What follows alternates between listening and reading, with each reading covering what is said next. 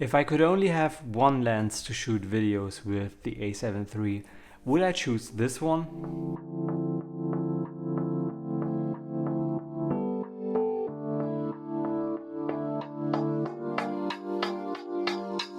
So those of you who follow the channel a little longer actually already know that I've been a Sony shooter for quite a while now. I started with the A6300, and this camera with the Sigma 18-35mm has been my go-to setup for the last year, until I switched to the A7 III. By the way, if you're new to the channel, my name is Tom Streller. I'm a filmmaker, and on this channel I cover everything filmmaking related. So if you're into this, make sure to subscribe to not miss any upcoming videos. I guarantee you won't regret it. Now, I haven't talked about this in full length here on the channel, but the main reason for me to switch to the A7 III has been that I needed to shoot way more photos than before, and when it comes to photography, the A6300 just isn't that great. So I made the switch to the A7 III, and it's been a great choice. There just has been one downside. The Sigma 18-35mm lens is a crop sensor lens, which means that I cannot use this on the A7 III, at least in full frame mode. So when I got the A7 III, I first tried to shoot only with prime lenses, because I also have a Sigma Art 24mm and a 50mm, and these are great focal length, but it's just been a real pain in the butt to use only prime lenses when working in a run and gun shooting scenario, especially when working on a gimbal, because switching lenses constantly, it's just a real hassle.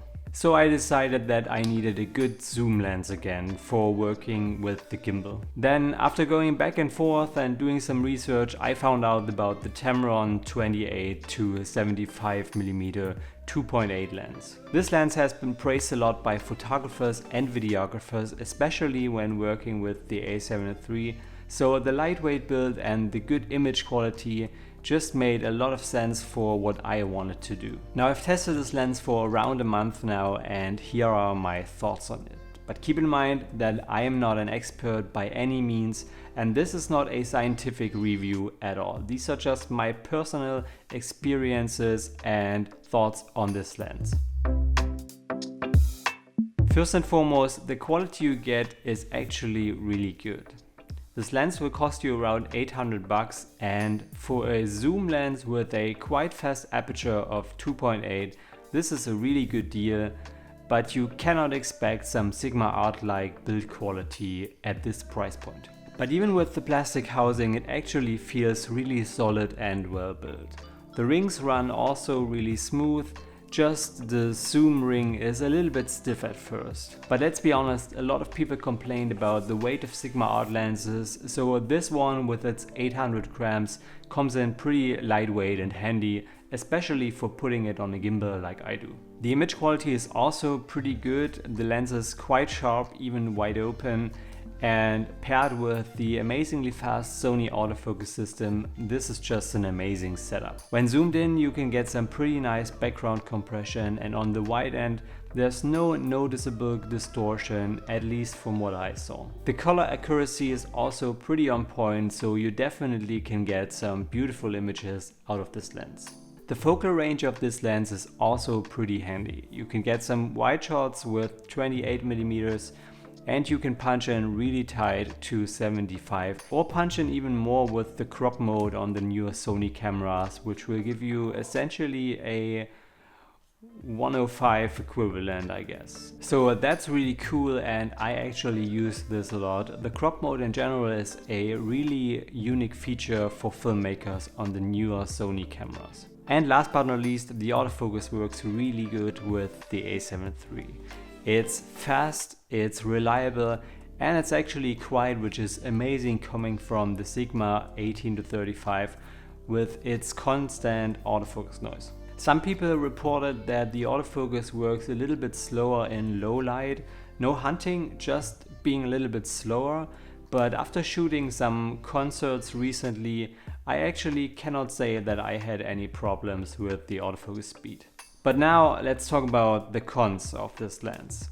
And keep in mind that this is just my personal opinion and my experience, and some of these points may actually not make a lot of sense to some of you.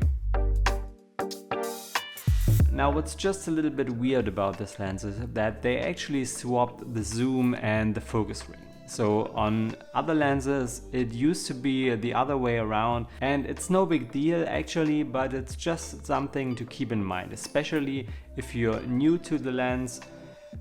Give yourself some time to get used to this, because you will probably reach for the wrong ring at least a few times. Another downside for me, and this may actually sound a little bit weird to some of you, is the 28mm wide end. Now as I said, I came from shooting with a 24mm prime for a while, and with this lens I sometimes just feel like I needed to step back a little bit to get everything in frame. This may just be a matter of habit because I'm now used to the 24mm focal length, and I actually never felt like 18mm hasn't been wide enough on a crop sensor. But yeah, 24mm is just a really great focal length, and sometimes I wished this was a 24mm lens. But the biggest drawback for me personally, especially after coming from the really fast Sigma art lenses, is the 2.8 aperture. This might sound crazy, especially if you consider that some people shoot on f4 lenses, but especially when shooting on 28mm, I really miss the bokeh a faster lens can give you, even when shooting on a wide angle.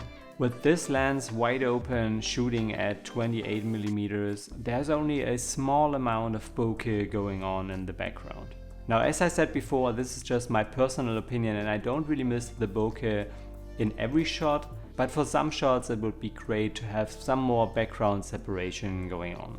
But I guess I'm just spoiled from shooting with f1.4 lenses for such a long time. But the 2.8 aperture is also something to keep in mind when you're shooting a lot of low light scenes, because I found myself cranking up the ISO a little bit higher than I was used to when I recently shot a concert. And this is not a big deal with the newer Sony cameras, but if you're on an older one, this might actually become an issue for you. So if you're shooting a lot of dark scenarios, a lot of bad lit stuff and low lights, like concerts, like dark wedding receptions, stuff like that, this actually might not be the right lens for you. Now to wrap up this video, yes, if I could only have one lens with the A7 III, I would probably go with the Tamron 28-75. It's a great lens, really versatile, and especially if you consider the price, there's no real alternative right now. There is the G Master 24-70, which is a great lens, but it costs around 3 times as much as the Tamron lens, and it's also larger and a lot heavier, which would make it a hassle to work with on a gimbal. And that is why I will, at least for now, stick to the Tamron. So if you're looking for a great zoom lens to work with your new Sony cameras, definitely take a look at the Tamron 28-75. It has some drawbacks of course, but it will probably serve a lot of you A7 III filmmakers and even photographers really well. So I hope you guys found this video helpful. Make sure to give it a thumbs up, subscribe to the channel to see more filmmaking related videos like this one, and I hope to see you guys in the next video.